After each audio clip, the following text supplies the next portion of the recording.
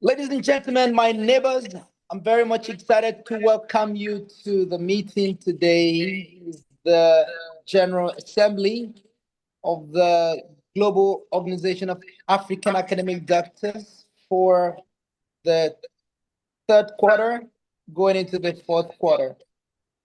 And we are very much excited. Of course, the third quarter is already running, and we are moving forward very speedily.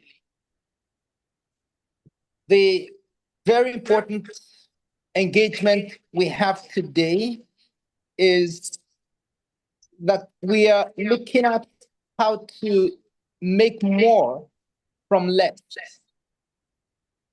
or at least how to get maximum value from what we are already doing, how to get the best of what is the hard work we've done already. How do we get the best from all of it? Please, I hope you can hear me clearly now. Can you hear me clearly? Yes. Okay, great. Yes, we can hear you. Great. Yes, so if it is possible, we want to be able to get more from less work. Because of course, that's the kind of world we live in right now. How can we get more value from less work, or at least get value that is sufficient or similar to the work we're putting in? And over time, what we've identified is that a good number of people are extremely hardworking, but they have they don't have the tools, or I don't know what it could really be said. But Maybe wearing the same thing as it was tomorrow to school. Something dirty like that. yes, so we find that in multiple scenarios. Oh boy. She Sorry. won't. Why? It's okay, we'll wear something else.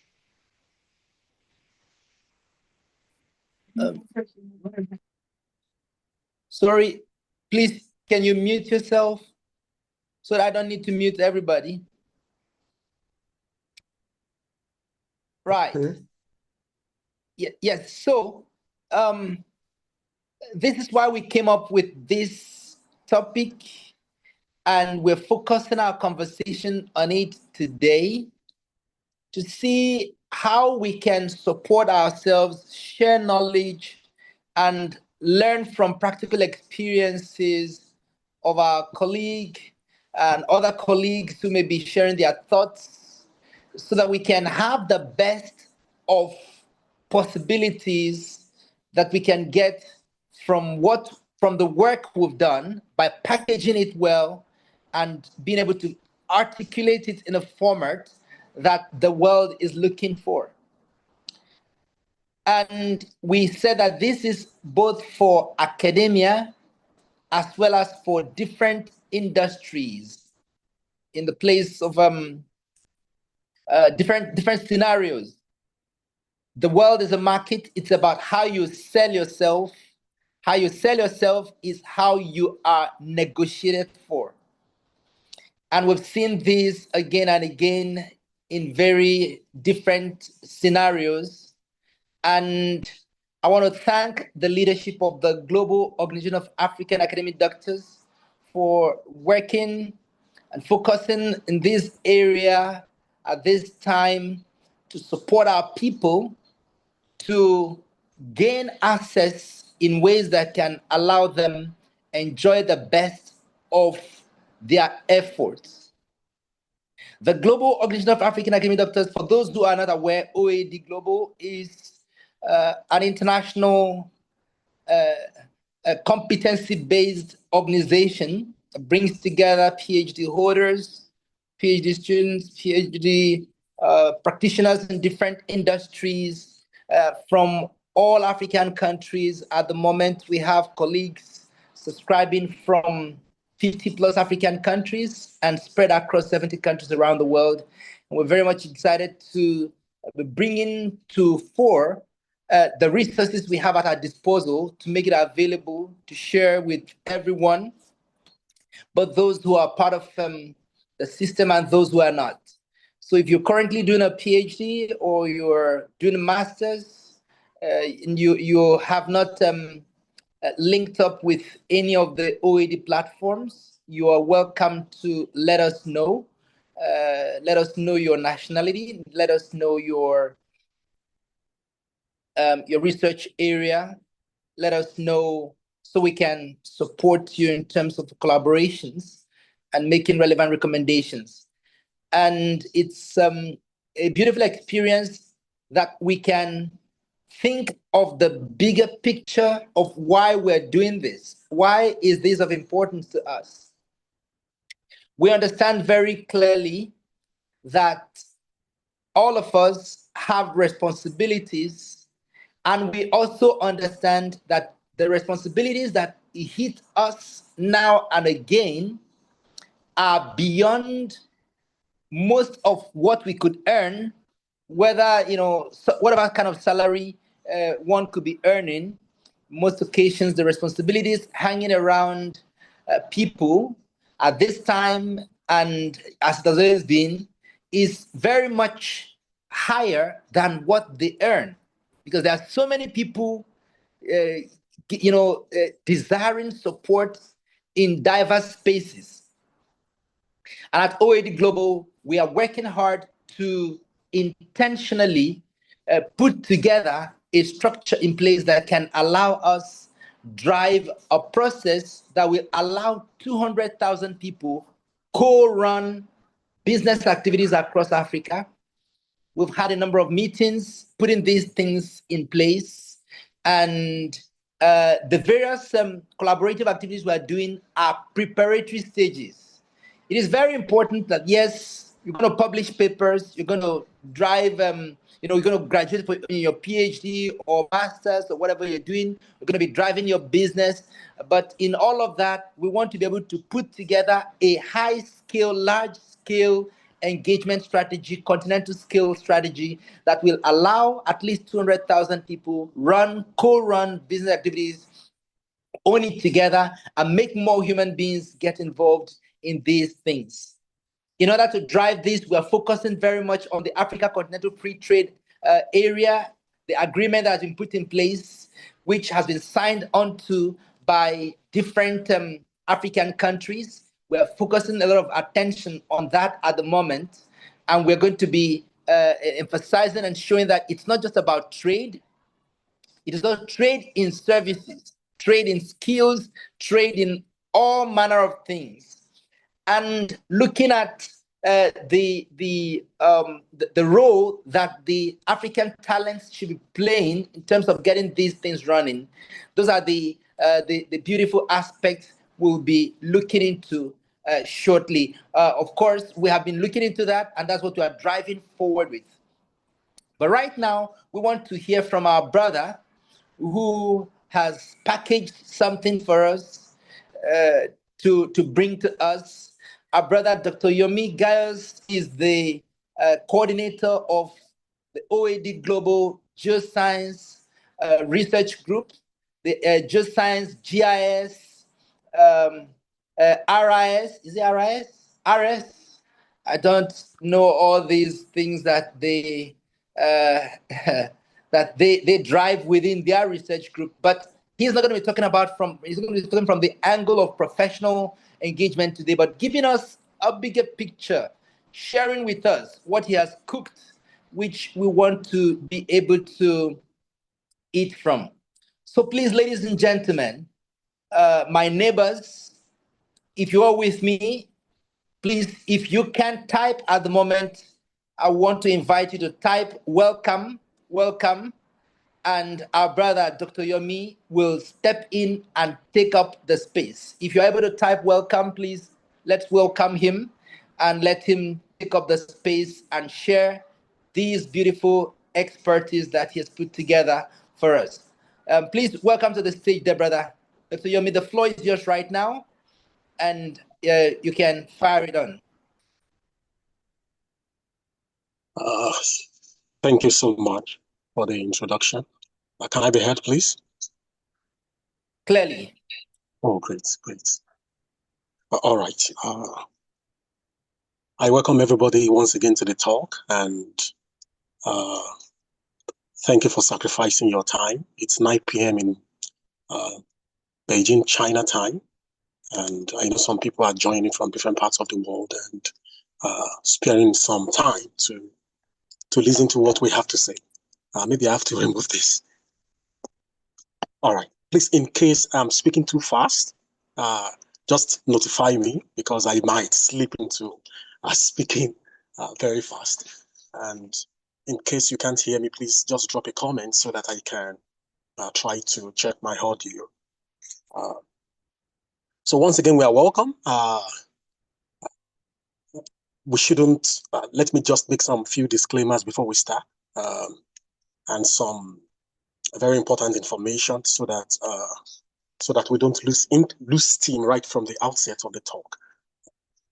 Please, let's take note, this is not for only academics or people in the academia.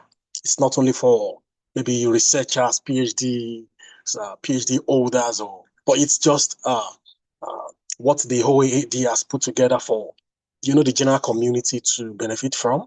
I remember just about an hour ago, I sent information to some of my one of my kid brother and sister.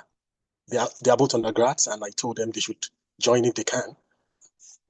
I think it's important and very, very necessary to build some arsenal of knowledge, even right from when we are still very young.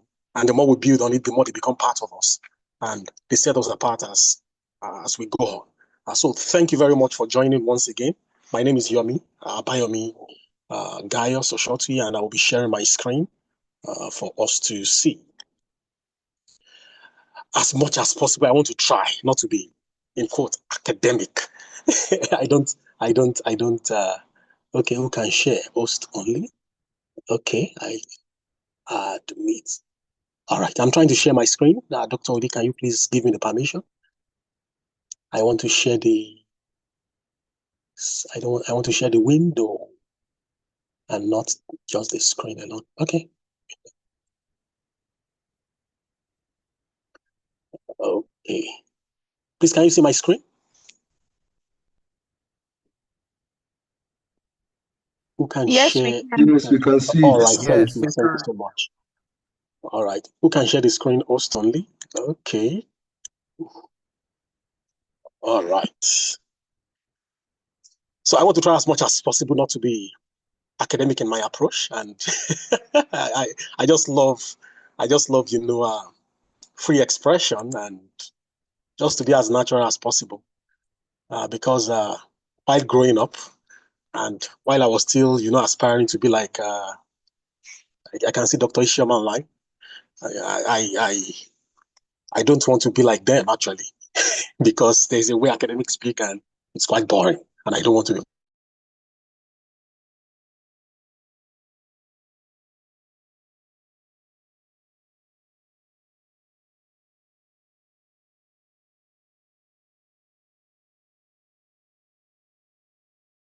But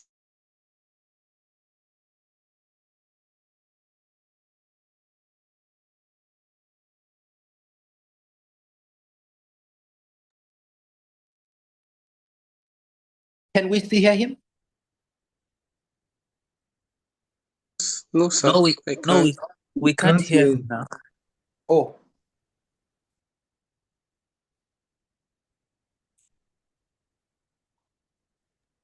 I think he has issue with his network.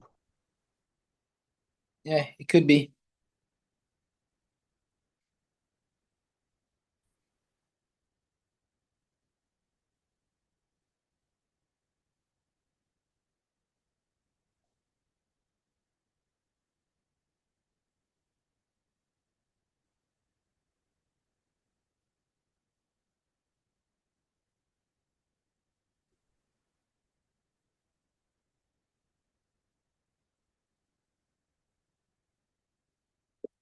Sorry, please let me try to contact him and see how we can get him back on.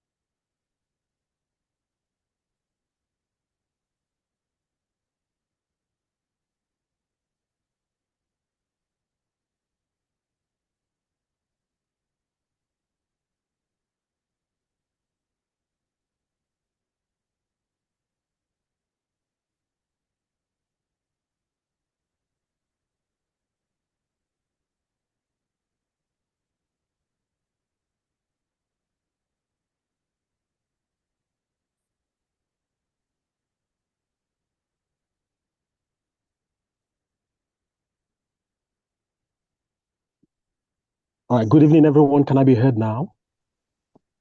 Yes. Oh, great, great. So I tried to do some make some adjustments so that I joined with 2 devices actually, and let's hope the network will be more stable. All right, so our objective today is not to debate about the technicalities between what a CV or what a resume is. All right, that's not our focus. So our focus today is to shape your insights and nothing more. Insight and nothing more. So let's just go on together.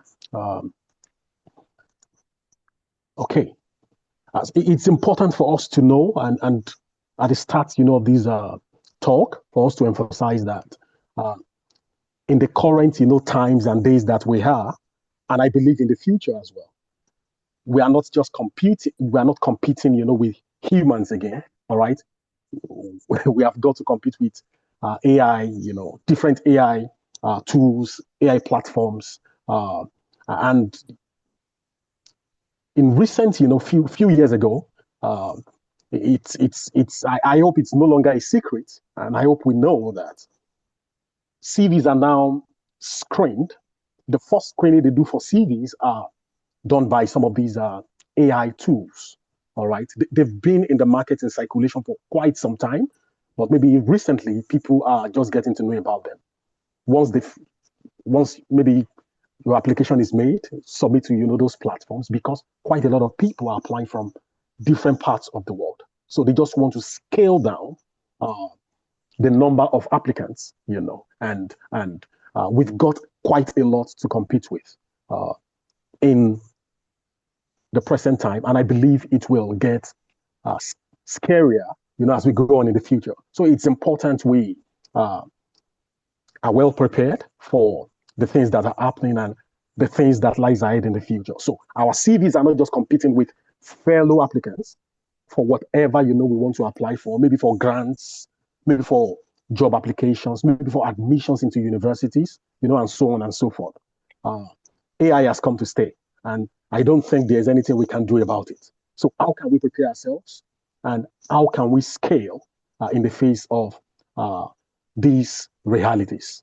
All right. So it means if our CVs are not prepared or packaged in some formats, or if they are not well articulated, or if we don't use some specific words, or just like some of us that are maybe familiar with some of these AI tools like Copilot, like ChatGPT, Perplexity, Grok, and so on and so forth. If some prompts, are not well articulated, we might not get the expected results for those of us that are quite familiar with them. So the same thing applies to to the way we package and to the way we arrange and format our CVs.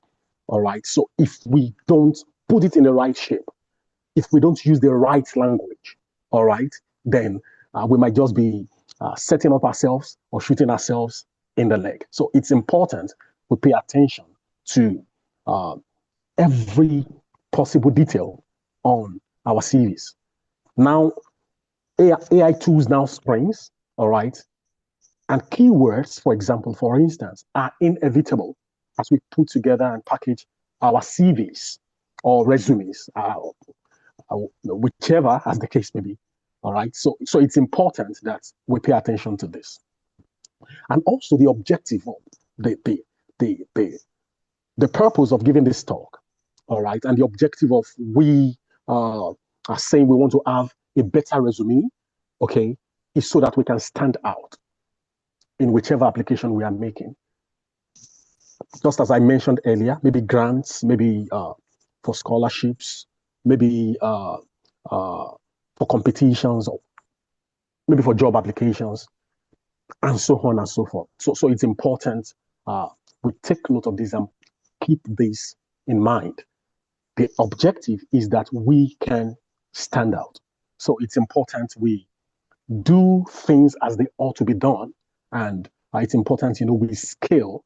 We try to prepare our CVs so that we can scale through the orders of shortlisting and through the orders of the application process. And it's important for us to also state, all right, that sometimes some of the best brains, I have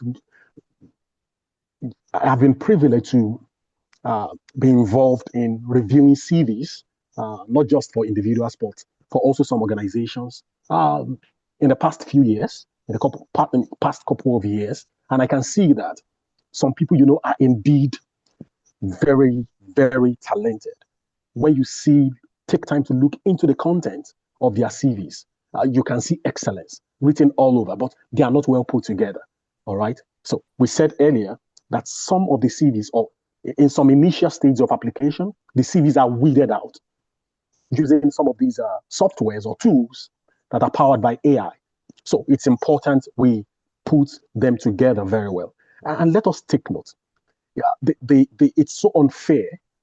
The world is so unfair. The system, the global system or the world system is so unfair, such that the best brains or the most qualified might not even get to the level where they will have the opportunity to be interviewed, all right, to be able to verbalize or articulate by words what they know and what they can offer, all right. It's so unfair that people have to be judged by the content of their CV before they are given a chance, okay. So this is why it is important that we put every needed thing in place so that we can stand out. It's just the system, that we have found ourselves around the world, and it is what it is. Okay, there's nothing that we can do about it. As much as I know, I don't know if some other systems have been designed whereby people can present themselves or what they can offer in place of CV. Okay, so it's important that we take note and pay attention to some of these things. Okay, the purpose of every CV is very important. The purpose, okay, and purpose in terms of what are we using the CV for? Is it for academic, enrollment or academic applications? Just like for instance now, in the United States, it's the application season for maybe masters or for postgraduate, degree programs, maybe masters or PhDs, and so on and so forth. And also the same thing as well in China. Okay, it's the application season, so CVs will be flying around, around this time. People will be trying to convince prospective organizations and institutions to want to seek admissions, or to want to convince prospective supervisors seeking admissions or to be taken into different research groups. So it's important that we take note of this talk and we pay attention to some very important things that can help us. Academic CVs, we've mentioned academic enrollment and applications, academic jobs rather, and academic positions. Maybe for those that have completed their masters and they want to apply for maybe research assistant roles, or maybe some research jobs, for example, or maybe those that have completed their PhDs and are seeking for maybe research and teaching associate jobs or postdoctoral positions or assistant professorship positions, or maybe people that are already in the academia teaching and working as researchers already, but they want to scale, to apply as associate professors and so on and so forth. All right. Or maybe people that are seeking visiting professor positions. all right, the purpose or the way such CVs are crafted might as well be different from the way those seeking for admission craft their CVs. So it's very important. Also for corporate positions or corporate jobs, the way such CVs are crafted or arranged, or the way the points or the body of the CV are articulated might be different from the way academic jobs or academic positions, are put together. Also, maybe for government positions, government applications, okay, the way they are put together might be different, as well from the previous ones I've mentioned.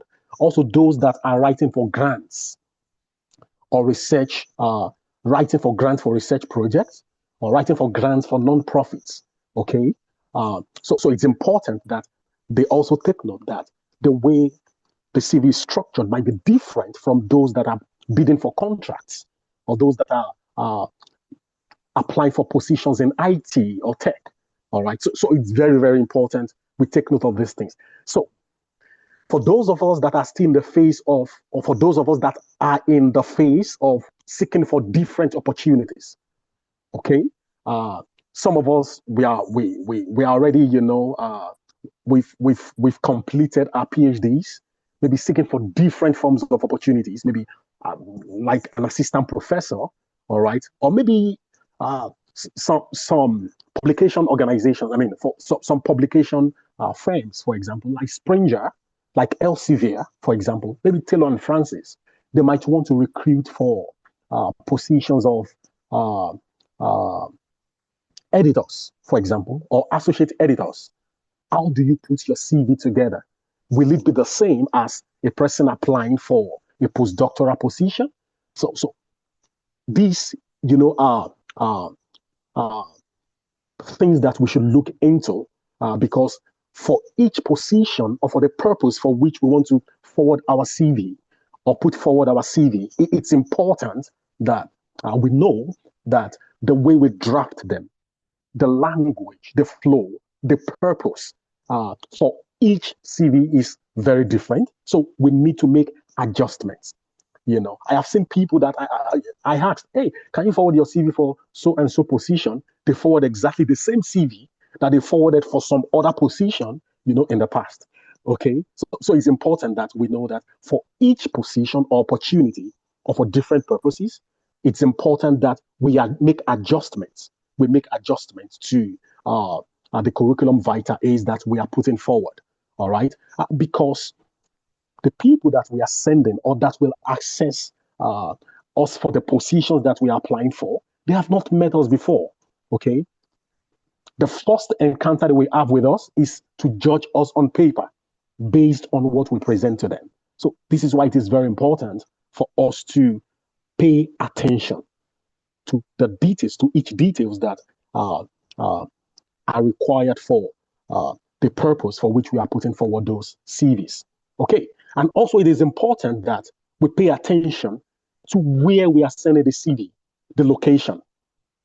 All right. The way, maybe for those that want to apply for a master's degree program or a PhD program, the way they pay attention to details in China might be different from the way they pay attention to details, maybe somewhere in Europe. All right. And same thing applies for maybe Canada or the United States. All right. Just taking those places as examples. Or maybe a place like Nigeria, for example, it might, be different. So it's important that we take note of where the CV is going to. Also, the language. In terms of the language, I don't mean maybe Chinese or English. All right. If you are applying for a corporate job in a corporate organization, the language, the flow of the language will be different or should be different from the way we talk about ourselves when it comes to academic positions or research positions, for example. So it's very, very important we pay attention to this. Also, with the format, it's very, very important. The format for different purposes are very, very important. Also, the content, all right? All these, are interwoven and related together. The content, the flow, and the format, all these, are related together, depending on the purpose. Everything depends on the purpose. So it is important that as we prepare our CVs, as we prepare for opportunities, all right, it's important that we pay attention to this so that we don't shoot ourselves on the leg, okay, so that we don't lose out, all right. And that slide, is still ahead. That is why it is important that before we send applications or send CVs, let us try to find out about the organization. Many a times when we go to the websites of some organizations, maybe universities, for example, if we are applying for research positions, looking at maybe the profile of some professors or those on the faculty, or maybe researchers in those universities, when we click on their profile, sometimes it directs us to their CVs. We can gain insight, for example, from the way to structure our own CV from what we see there. That is why it is important to make inquiry. It's important to make inquiry. And also it is important to ask questions. I think some few weeks ago, I asked one of my sister friends in Canada. I was like, hey, you sent a copy of your CV to me some times ago. Can you forward it to me? Again, then she forwarded it to me and she told me this is not the format they use in Canada. All right. Meanwhile, I requested for that CV for her to apply for a position in China. I think maybe sometimes, was it last year or 2 years ago? Yeah. So it's important we take note of these things. The purpose, the location, the way we draft, the language and the flow. It's important we pay attention to these things. It's important. All right. And it's important for us to also take note. Okay.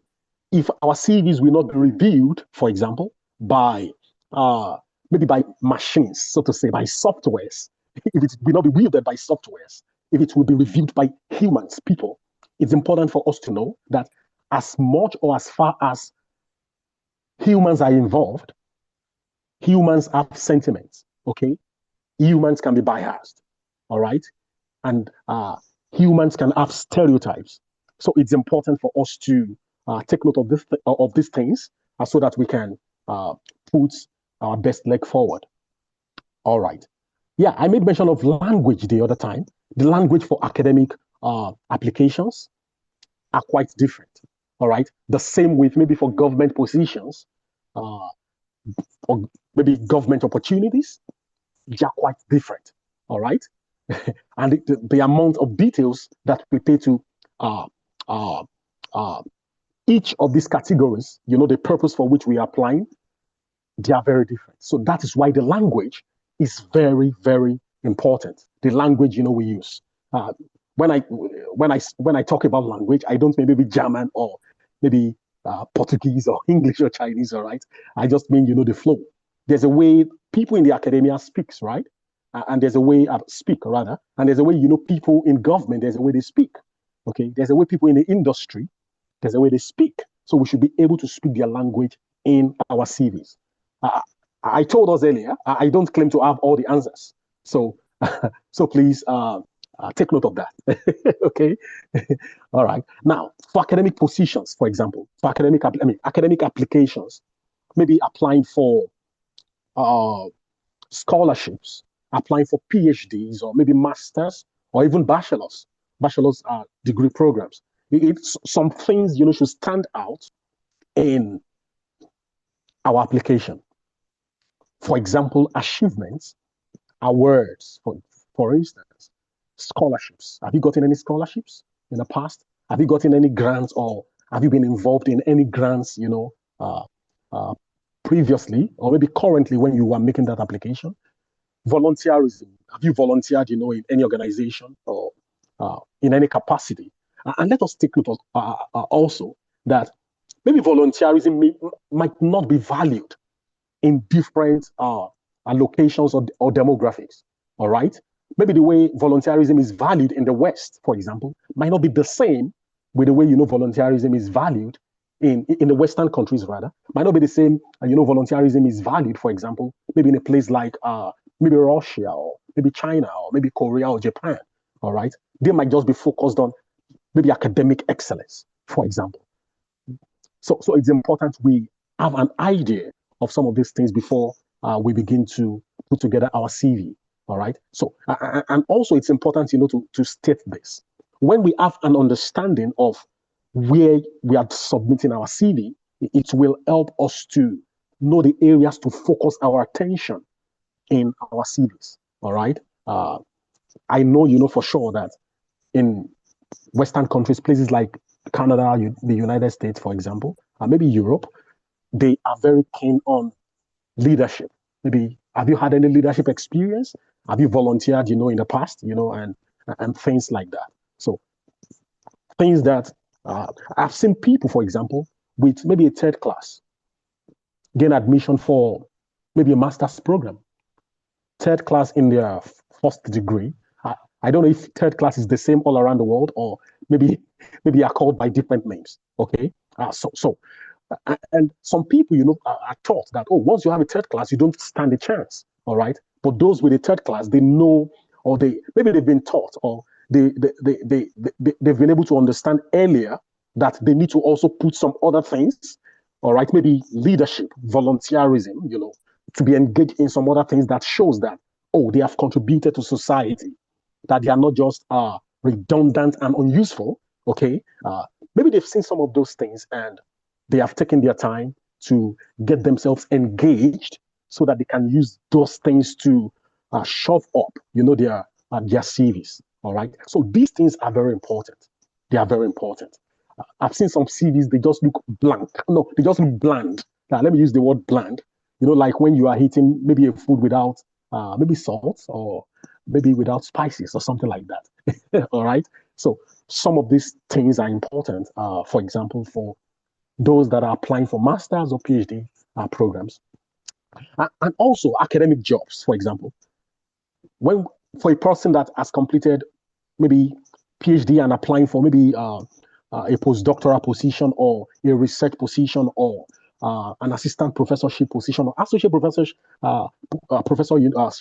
position, or a researcher position, some things are expected. For example, publication, visibility of the journals that have been published.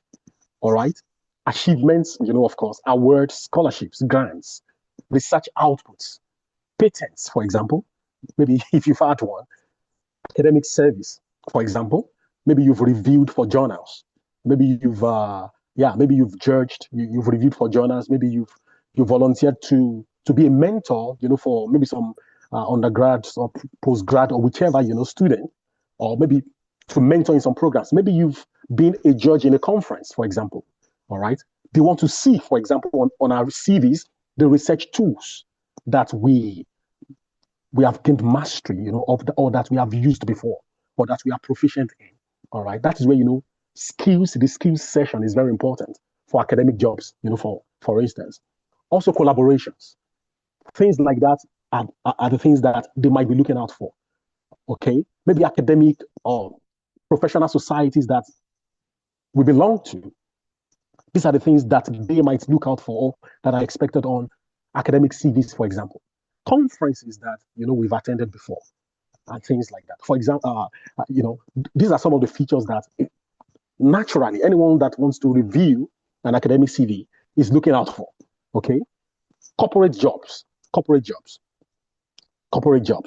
It's the things they are looking out for in corporate jobs, of course, might also be different from what they are looking out for in the academia. Okay. For example, achievements.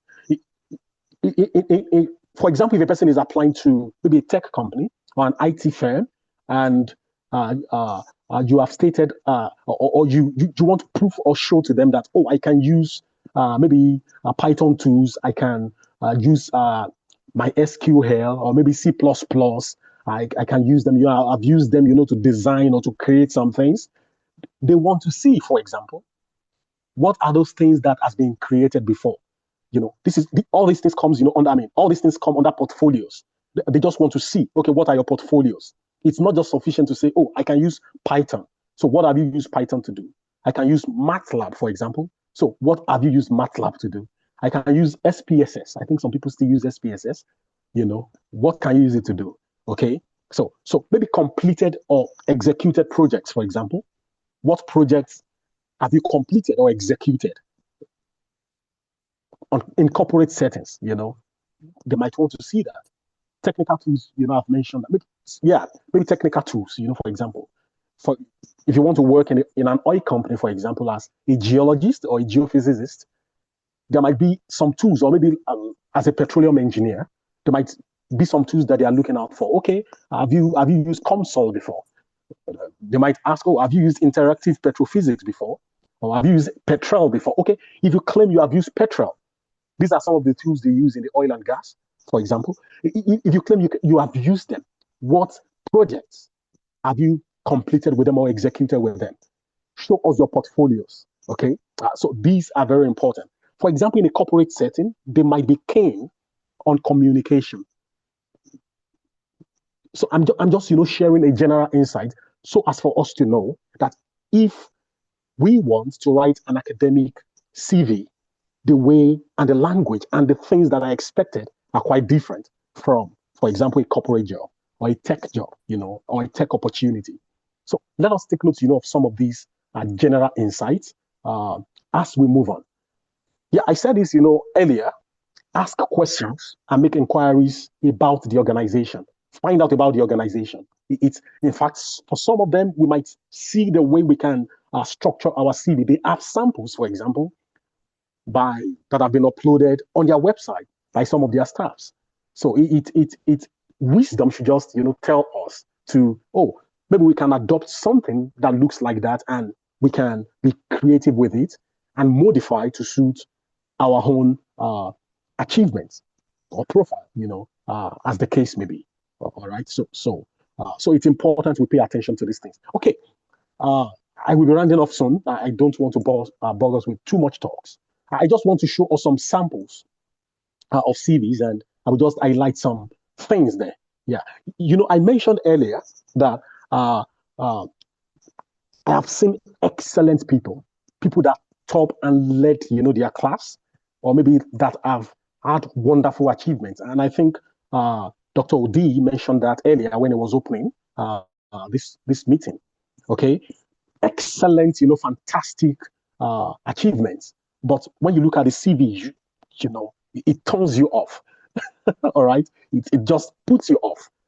But because we know these people, we are like, no, this CV should not be like this. You've achieved more than this. You have more than this, to put forward. So it's very important to take note, of some of these things that we are talking about. Okay, let me share this. Let's see this, for example. All right. A person, a sister shared this with me some years ago, and I think, was it last year or 2 years ago? Yeah. And to apply for a position in IT, it's an IT or tech related, opportunity. So when I saw this personally, I was like, it's just a one-page CV.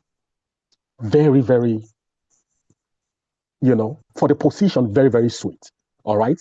It's short, it's direct. All right. And we can see some of the work experience and some of the places, some of maybe our achievements, our skills, okay, in related areas that in related areas that she has worked previously, which are related to where she's applying to, currently, where she wanted to apply to, at that time.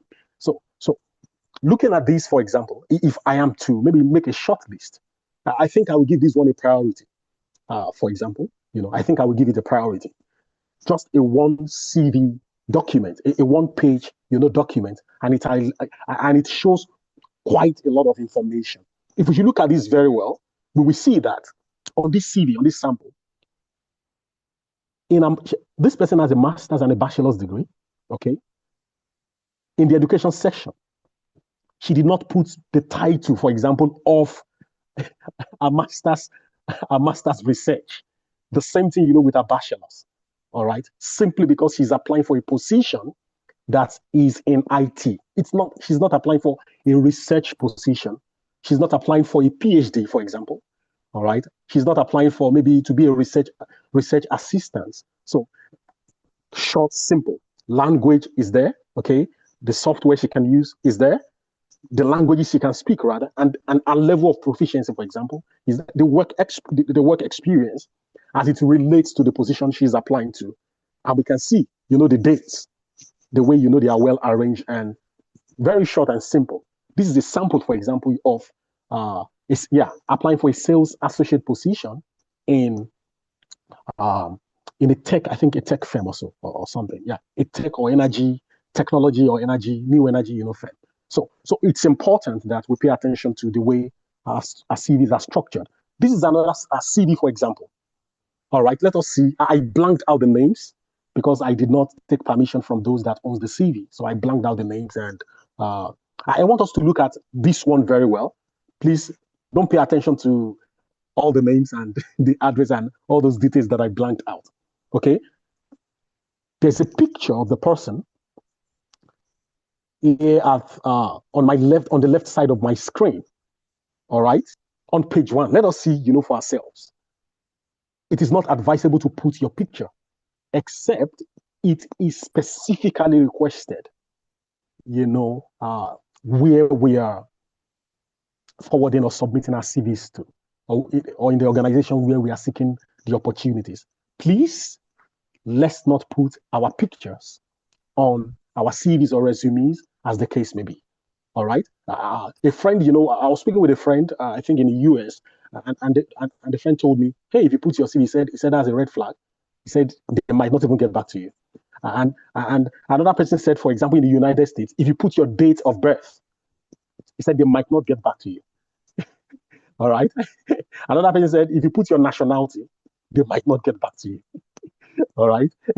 So it's important for us to understand that for different locations, different places, or for the purpose for which we are supplying our CVs, some information are not necessary, except they request specifically for them. But generally, informations like date of birth, please let us not put them on our CVs.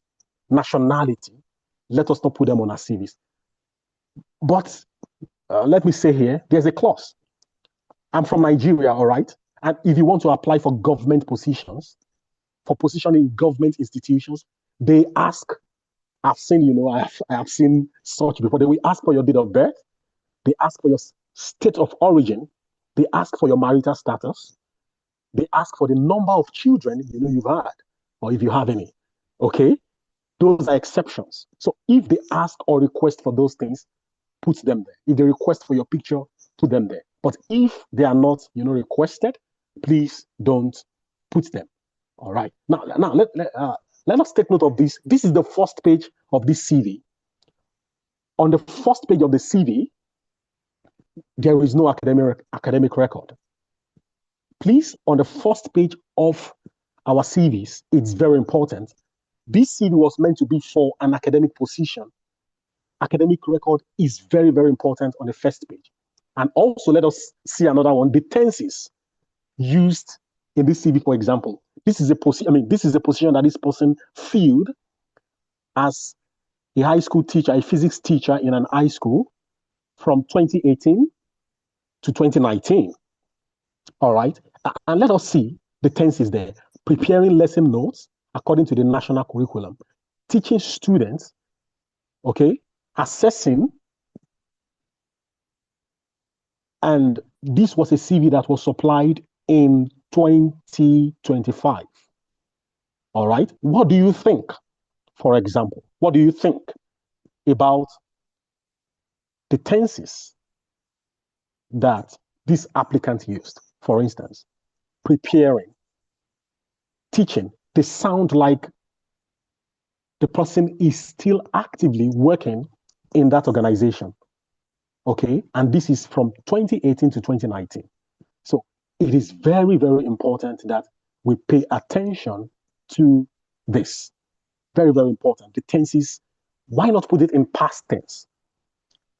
Prepared. I prepared lesson notes according to the national curriculum. I taught students the principles of physics. I assessed. I hope we understand what I'm saying. All right. I hope I'm not speaking to myself. We can hear. Oh, great. With you, sir. So thank you so much. So it's important that we pay attention to these things. Flow. The flow is very important. All right. The flow is very important. The point, we have stated earlier, and the subsequent points. How do they, link up together? Maybe some recruiters might pay attention to that as well. All right. So it's important we take note of this thing.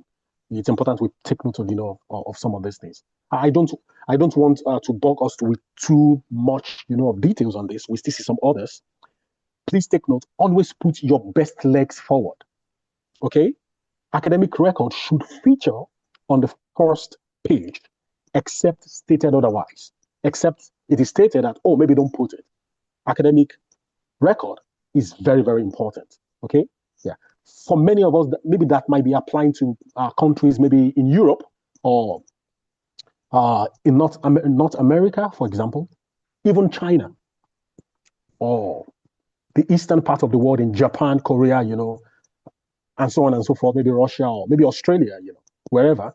Let us take note. For academic CVs, for instance, for example, please try not to put your picture, some of your personal details like your age, okay, your nationality, please try not to put them, all right? And also, let me state this. I have seen people put links in their CVs. It is quite dicey. For example, if you are sending a CV to a place like China, okay, and you put a link that cannot be accessed without a VPN.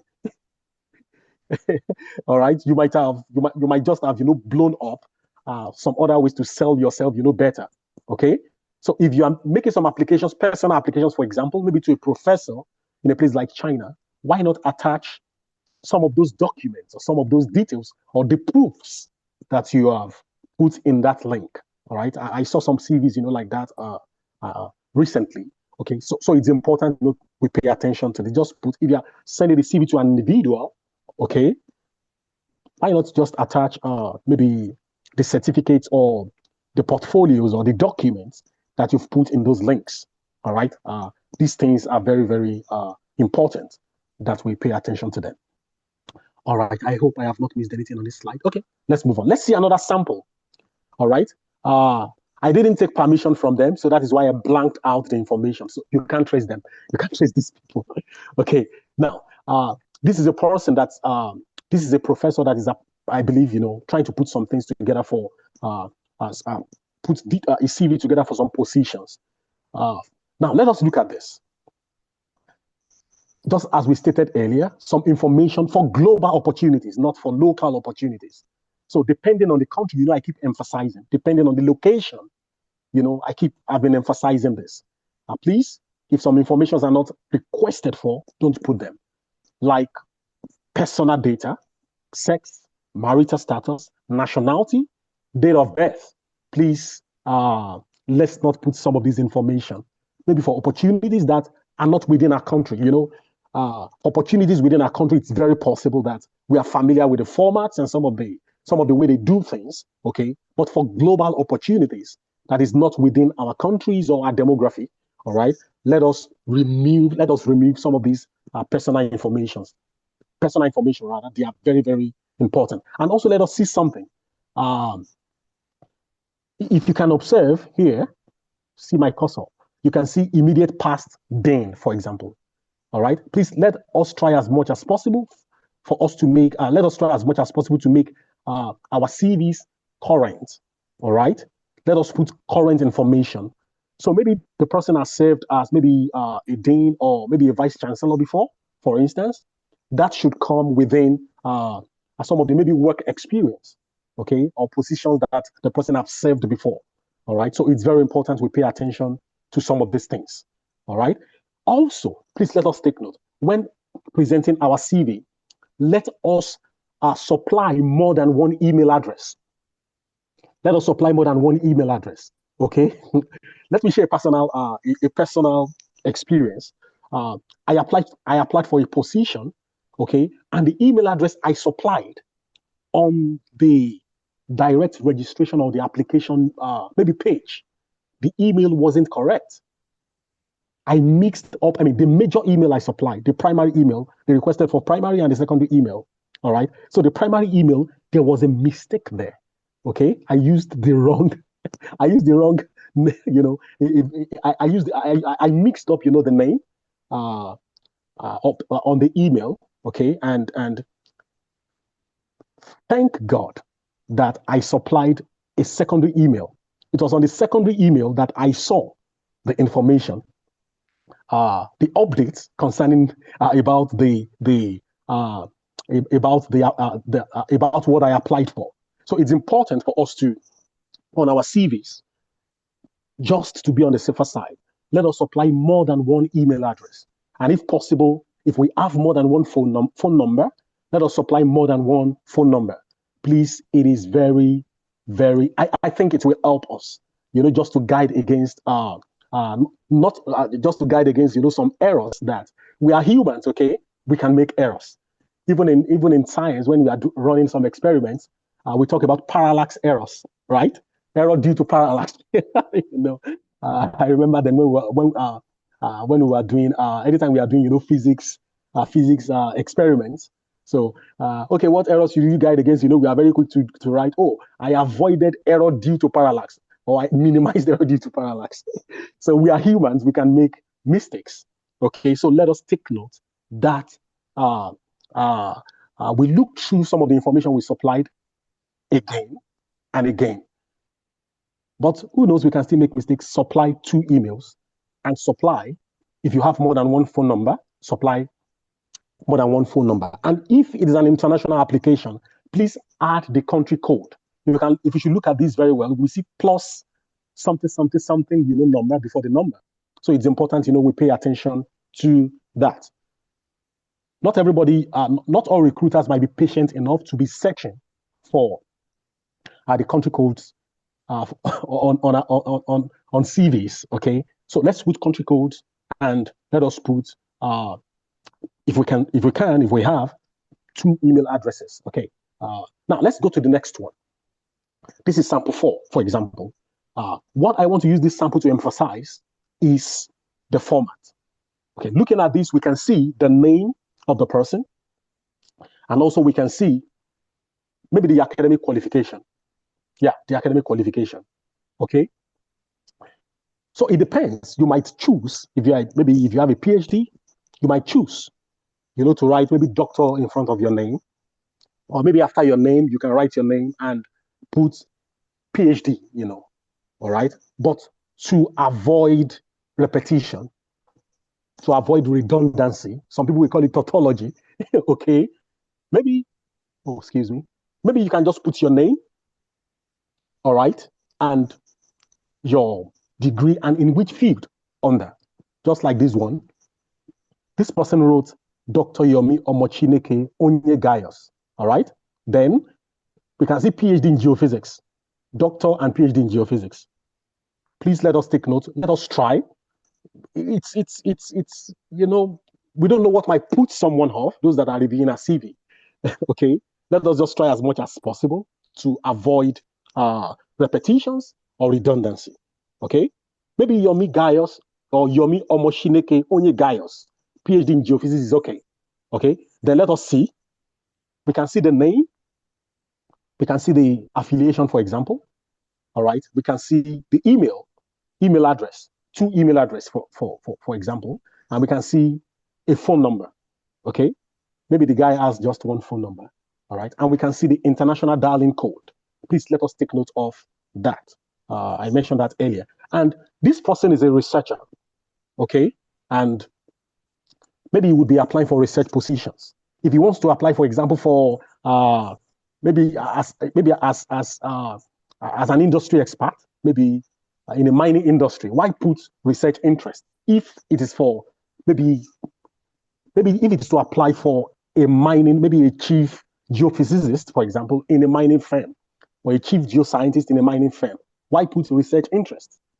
Maybe it's not relevant for that position. But in this case, if this person is applying for maybe a postdoctoral position or to be an assistant professor or a research fellow, for example, this is quite appropriate.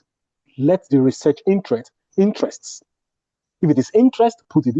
If they are interests, please put them. But let us take note. The research interests should be tailored towards the position for which we are putting forward the CV. if this person is applying to maybe to an oil company, for example, it's like this person has defeated himself by putting some of these research interests. All right, why not just remove them and just leave this, maybe earth resource and mineral exploration, for example. Okay, so the research interest should be related to what we're applying for. And I mentioned earlier, let us try to avoid using generic CV, general CV. Please let us try to avoid that. CVs should be tailored towards what we want to do or what we are putting the CV forward for. All right, so please let's take note of that. All right, let us see the next one. Education. Clearly written out, because this person, for example, wants to use the CV for academic related or research related position. Well, clearly, stated, well, clearly written. Education, PhD, blah, blah, blah, blah, blah is there. Research, title, or maybe research focus or research area, whatsoever the case. Let's put, is there. The advisor is there, okay? You might choose or not choose to put the research advisor. But if you feel that the name of your research advisor can open some doors for you, well, maybe put it there. I mentioned earlier, if the CVs are reviewed by humans, there are always elements of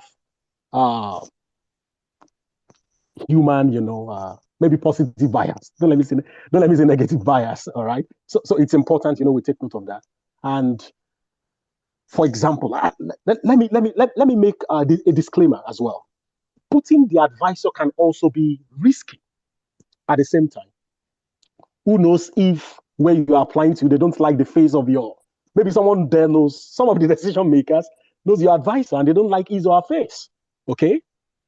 So it's a bit tricky. So if you feel that you don't want to put your advisor's name, please don't put it. If they request for it, put it. Okay? Please let's take note of that. All right.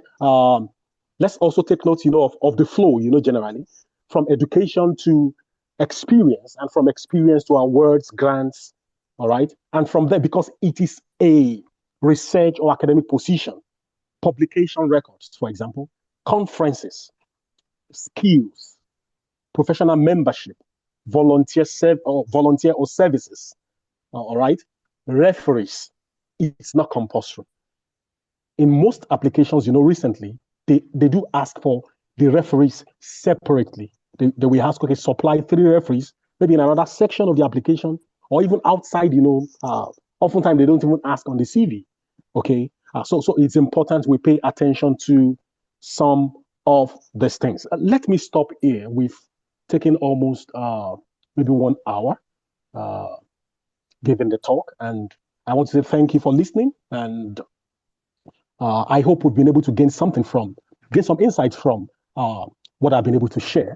All right. So if there are questions, please feel free to ask. And I hope maybe in the questions session, anybody that wants to maybe add 1 or 2 things can, also add them. Thank you so much for listening. I don't know if this part of my screen can be seen.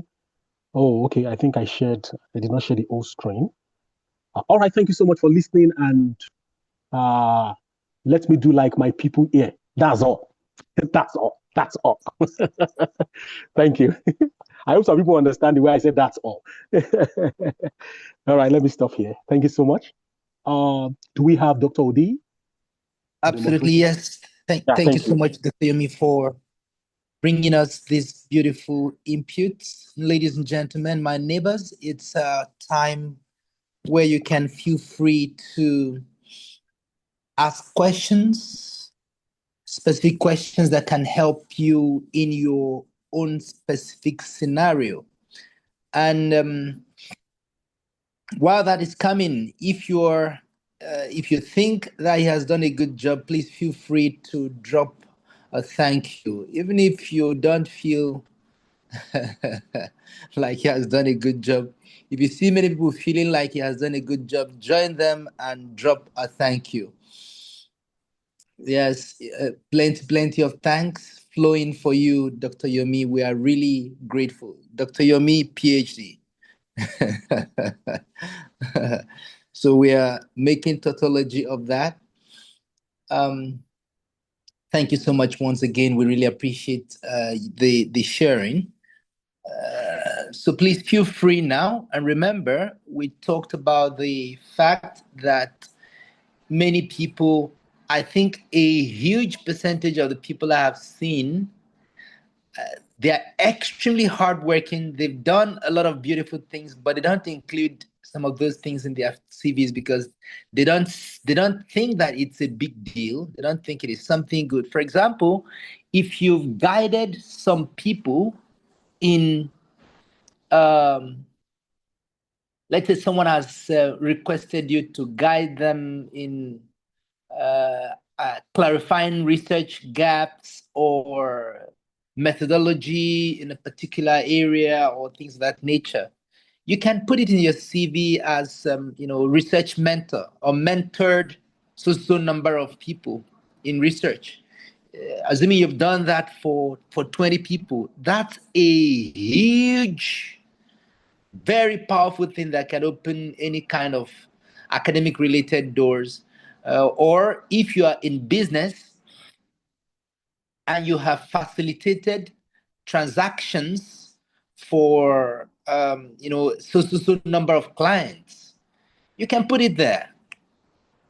Facilitated transactions for 500 clients, maybe in 1 year or 2 years or whatever length of time. Put all those together. Dr. Yomi, I hope you can collect all this. Thank you so much. Yes, thank you so much once again. And yeah, please so let's now let's open the floor for questions. Feel free to ask questions.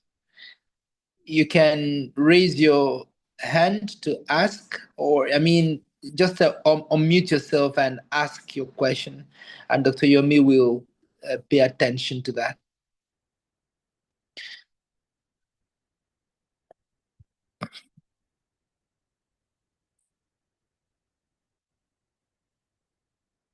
Dr. Yomi, somebody's asking for the PPT.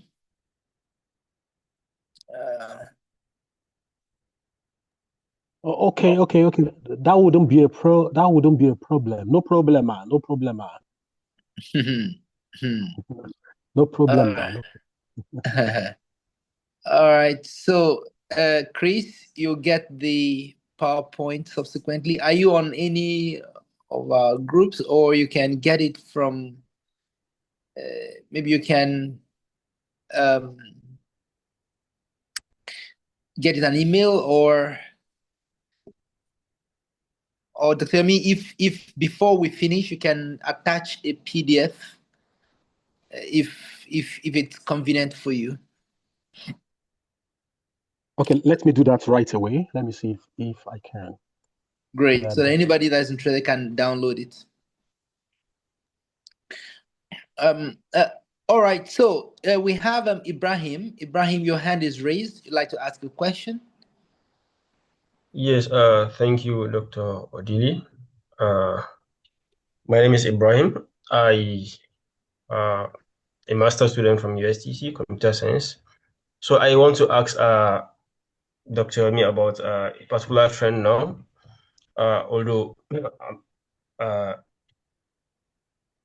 for example, I attended a webinar yesterday, and one of the recruiters was saying that for programmers and something like that, recruiters usually look into a skills now that is usually not stated on the CV. That's something we call AI fluency.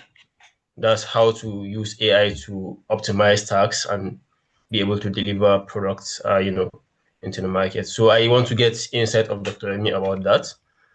So that's my question. Excellent. Yeah. Dr. Yomi, over to you. All right. Thank you so much. Thank you so much, my brother.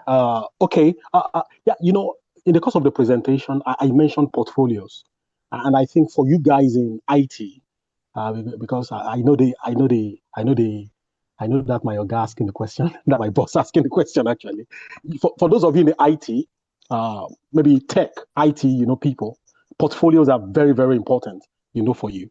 Very, very, very important for you. So it's important that for all the tasks you have achieved, for example, for arrange them, or highlight them, or make a list of them, under your maybe completed projects or executed projects, and maybe portfolios. They are very, very important, because these are the things that demonstrate to the maybe recruiter, for example, that, oh, you are capable. You've done something similar. Maybe not something exactly, but you've done something similar. Okay. Maybe AI or, whichever. Okay. Add them, to your portfolio. Highlight them. You may not write too many stories or too much stories. And also, maybe let me use this opportunity to also, mention this.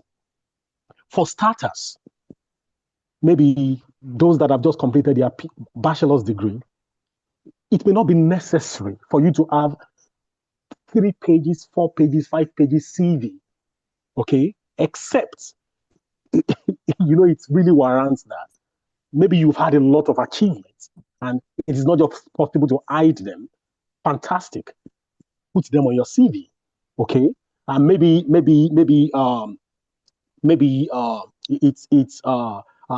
you've gotten quite a lot of scholarships, for example, or maybe you've volunteered, you've volunteered in so many places, or you've been involved in so many projects, okay? Just highlight them briefly, make them as brief as possible.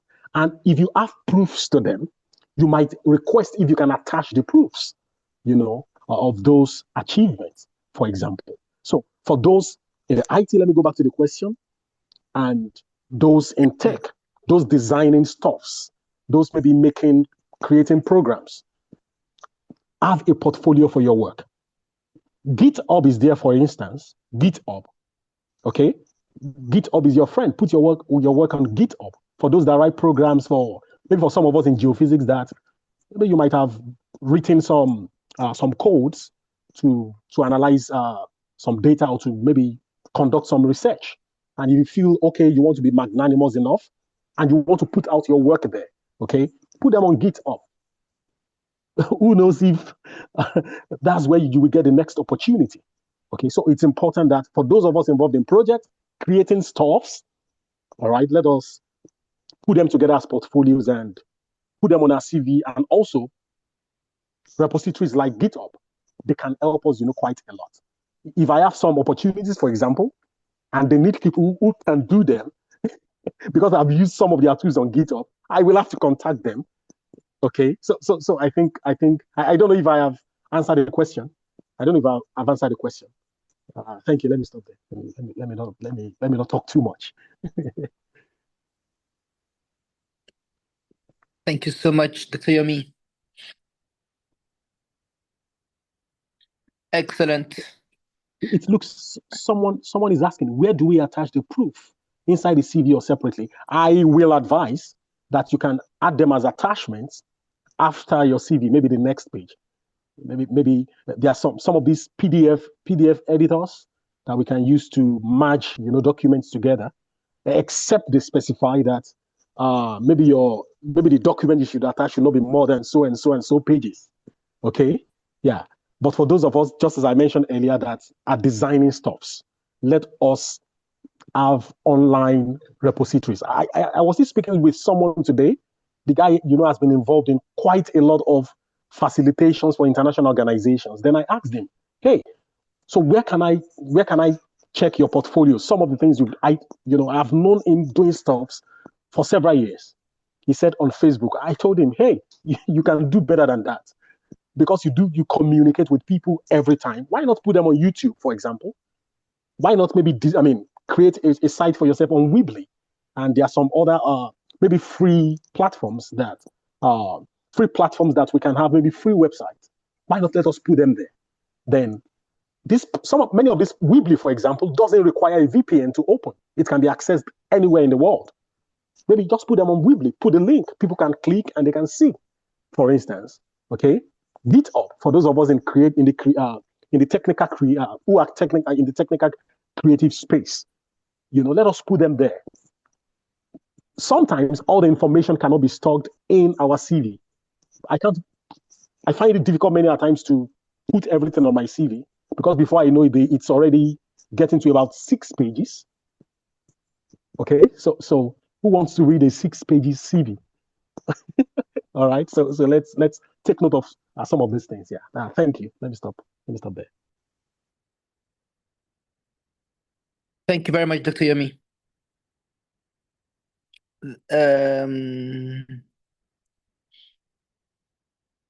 Somebody's requesting if they can get a CV. I think that's the one you said is private. No, okay. I can share a copy. I can share an abridged version of maybe a format of my CV. But I would just advise, be creative about it. Don't. It's not compulsory. It's just like that. Okay. We can be creative, but just use it to guide. Not necessarily exactly. Exactly what I will be sharing. Maybe I'll drop it. Let me save as PDF. Then I can share on the chat. I hope. Okay, I think I can attach on the chat.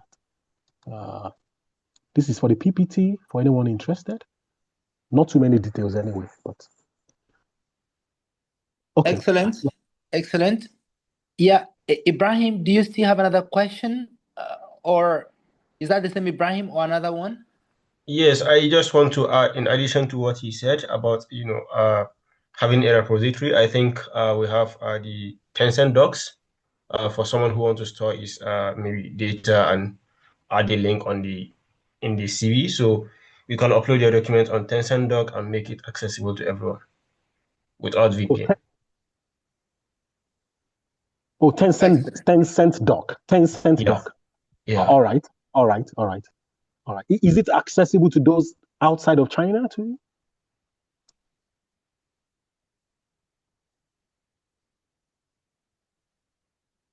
Chief Ibro, can you hear me? Yes, I will send the link in the chat button and all right, thank you. Thank you. So is the site, is it also accessible to those outside of China? Yes, of course. Oh, okay. Because I know there are some sites maybe here are not accessible to those outside China. All right. Thank you so much. Please help us share the link. I think I will love that too. Excellent. Yeah. Femi, your hand is raised. Mulayo. So here's the link. Yes, thank you. Thank you, Dr. Odili, and thank you, Dr. Yomi, for the valued and for the insight that have been shared. So they are not lightly esteemed. So I would just want a little clarification. It's just like, so I wouldn't know. So in CV or resume, so is it possible we have something that would count as exaggeration? More particularly, perhaps you are sharing some experiences that have not been really verifiable. Perhaps, maybe, for example, you want to make reference to some of the things you've done, but you yourself know that is it in the mind of course, not as though you are cooking up some lies, but you know easily they cannot really be verifiable. And probably you did them at a local level, and you are now at an international scene, and you still want to make reference to them. So, how best do you think such can be polished in words so as not kind of bring up misrepresentation or appear as though there is a little exaggeration? Thank you. Well, thank you so much. I wanted to mention that, striking a balance between exaggeration and verifiable facts. Okay. I'm so sorry. I forgot that. So it's important that for anything we put on our CV, they can be verified. I remember some years ago when I was applying for masters, and I sent my CV to someone, and the person was like, "What?" He said, "Are you sure you did all these things?" I was like, "Yes, of course." Okay, and I have all the proof for them. So maybe go online, Google, you can find them, or I have documents, to back them up. All right. So it's important that we have documents, or even if it is an email thread. Okay, even if it is, it should be able to, it should be verifiable. Okay, so if we, okay, for instance, if I say I have done something, but I can't show a proof of what I have done, it might just amount to, oh, maybe this guy is not being truthful or not being sincere. That was why I mentioned that portfolio is very important. Building our portfolio, recording them, cataloging them. If I have seen an application that they were asking for pictures, before. Even if the pictures are not clear, let us have pictures. And I want to advise, I'm not saying Facebook is not a good platform, but as much as we have maybe some of those things on Facebook, let us try to catalog them on. Let us try to have maybe some of these free websites, just as I mentioned. I mentioned GitHub. One of us have mentioned Tencent or something. Let us try, to have them in a place that they can be verified. I will advise that as much as possible, everything we have on our CVs should be verifiable as much as possible. Email threads, that's excellent. If we can show an email thread, to the effect of what we are writing on our CV, it's a proof, okay? ResearchGate, for those who are researchers. Google Scholar, for those who are, for example, DOI, digital object identifiers that are attached to publications or to presentations. The reason why those things are designed is so that everything or our research outputs can be verified. So for those of us who are researchers, for instance, that is why DOI was designed in the first place, so that they can trace or they can find a link to what we have done. All right. So I believe we should try as much as possible to put what can be verified. I think I still had that conversation with a brother in the course of the week or last week. I asked him, hey, all this you put here, can we verify them? Do you have certificates or links? So he said, oh, he has for all except one. So I now advised, for the one you don't have for, can you remove it? Okay. I don't know if I've answered the question. So I just want to emphasize that it is important. Let us try. For me, personally, I don't like snapping pictures. Okay. But I learned the hard way that no matter what, just snap a picture. Have a picture of wherever you are, or if you travel anywhere or you are doing something at any particular time, just have a picture. Okay. Let me share something very funny, with us. All the pictures we take, maybe with camera phones, for example, the locations are digitally encrypted into those pictures. I'm just saying, for example. Okay. So all these things are very important. If you are not taking pictures before, if you don't do maybe some short videos before, let us just do them for keeps. If you are not putting them online, all right? Who knows, they might ask. So the long and short of it is, let us try as much as possible to put forward information that can be verified on our CVs.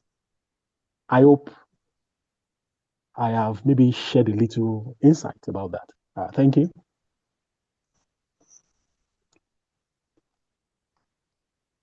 Excellent. Thank you very much, Dr. Yomi, for the responses. Please, Molayo, Femi. Yes, I got the insight shared, so I'm appreciative of them. Thank you. Excellent. Thank you. All right. Thank you, Dr. You're welcome. All right. Please, do we have any other questions?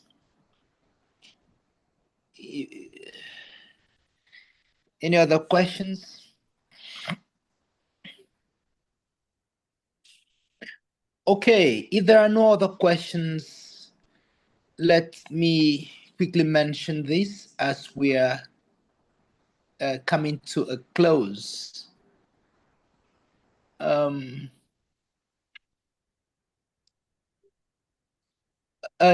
has a question.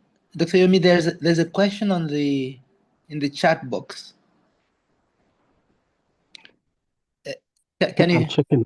Okay. Yeah. How do you structure your CV to fit in for CSE program? Oh, okay. Please let me just state I have an unpaid advert. I will be speaking next week about I will be speaking next week to a community of maybe those who wants to apply for scholarships to China, and not just China alone. I'll be sharing some general insights, as well, on how we can properly prepare ourselves and scale up our application for opportunities, maybe for scholarships or for funded programs. Yeah. I'll be speaking next week, so I hope you can attend. If you have the chance to, I hope you can attend. I'll be speaking, better and clearer on that. But tentatively, let me. The CV format I have here is a bit. I don't want to say a bit bogus, but okay. I'm trying to scale it down. I will drop a version on the. I will drop a version of it on the chat box. Maybe we can download to just have. So that it can help us on how to structure our CV. I think let me do that. Okay. We can also try to ask: is this person applying for a master's or PhD or master's or PhD? This person iPhone. Which CSC level are you applying for? Yeah, Dr. Yomi, you can go ahead, drop in what you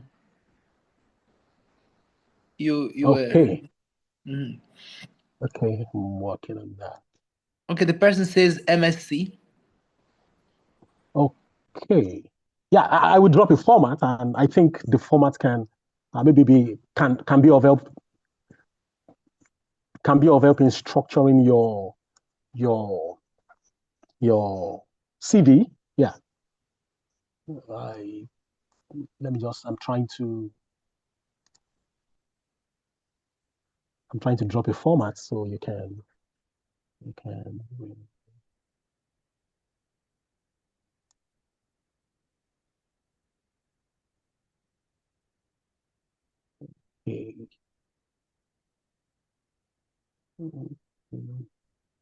Okay, I think. Okay. Let me save it in PDF format, then I'll drop it here. Then I think, yeah, I've removed some of the information. So, okay. Okay. Okay. Just a moment, please.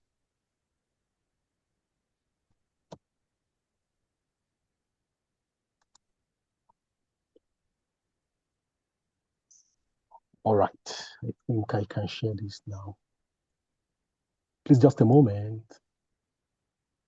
And please, peradventure, you are not necessarily applying for anything or doing something.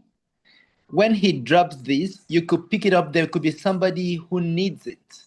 Mm-hmm. Please, you can freely share with other people who need such thing so they can have access to it. And also people that will be disposed to join the next talk that Dr. Yomi will be doing, you freely join so you can pick relevant information that can help you or help other people, as the case may be. Okay, just a moment, please. I'm almost done. Mm-hmm. Yes, and while he's doing that, let me mention there are, for people in business, peradventure, there are people in business who have joined us today. Just to add something that can be of interest to you. For people in business, one thing that is very important is documenting your experience in a way that can be articulated and communicated to people. I think people in businesses, most occasions, do not document their experiences. The number of years they've been doing a particular thing. And of course, like he mentioned, your portfolio in terms of the problems you've solved. These are extremely important problems you solved. And if it do not make, you know, I think sometimes some of those people think maybe there's no need for CV, or people often may not necessarily ask them for CV for some of those things. But in this age of the internet, it can actually become a tool of progress for you, a tool that can help you make more money in your business by packaging what you've done, what you're able to do, and putting it out there. I've heard of people who did that, and people were able to contact them and give them opportunities, business deals that will help them, you know, get more for their time, get more for the regular things they normally do. They could get paid more because they have become public figures, building a public image in a particular area. Once that is built and it is well structured, you can put structures in place that can allow you begin to welcome money based on the experiences you have already put in place. And for those in research, let me add this aspect. For those in research, do whatever you can to link your research to some real life problems and train yourself in communicating your research in simple language that can be meaningful to ordinary people who have one problem or another related to what you are able to do. Check on the internet and find people who are using research results that are similar to the results you normally get. You see, when we publish our papers, people subscribe to journals to pick the information that we've provided, and they are able to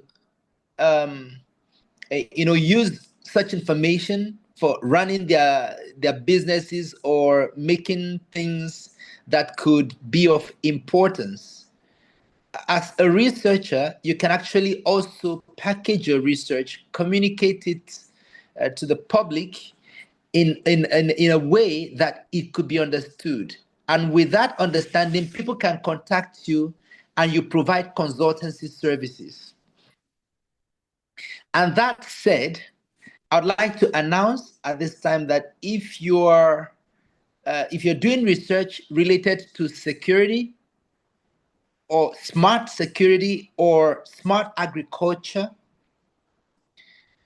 you can reach out to me at the end of this engagement.